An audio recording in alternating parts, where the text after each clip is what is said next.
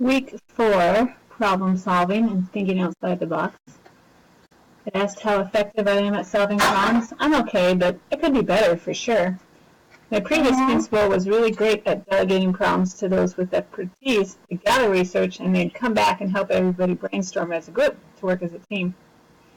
He also said, remember, if the problem is an angry parent, remind them safety first, and if the education code allows for safe campus, so if the child is breaking a rule, there will be consequences. I'm really hoping this class teaches us more about problem solving. That would be helpful. What does thinking outside the box really mean? The video says most people put a box or a limit on a problem. I said all the times at school, like, that kid is always in trouble. That's just their answer. There's no solution. Well, has anybody evaluated the student? Do they need counseling? How can we help them better learn? Being a special needs mom, I really reach out to students and families whose kids don't have enough of a quote-unquote discrepancy, meaning they need help, but there's not enough to be an RSP or an SDC student, but they're struggling in general ed, so maybe they need an SST or alternative assignments or some tutoring.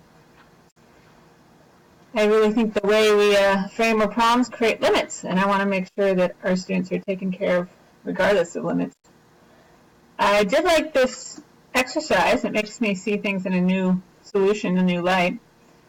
And as a future admin, I think it'll help us.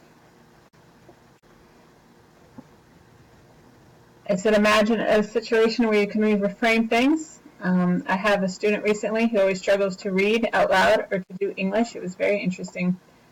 I did many interviews with the family of the child, and we did a lot of exploration of services, and the doctors finally diagnosed it with problems from many concussions from sports, like a traumatic brain injury.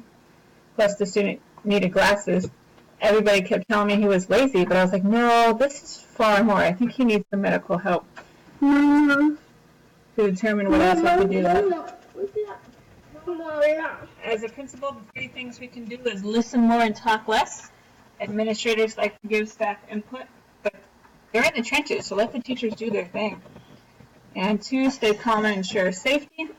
So for my repeat offenders or high flyers or struggling students, it's important to stay calm and follow protocol. Safety is number 1. I don't like to go out there screaming and yelling. I just get order and then really listen to the student and see if they're being bullied or need counseling or what happened.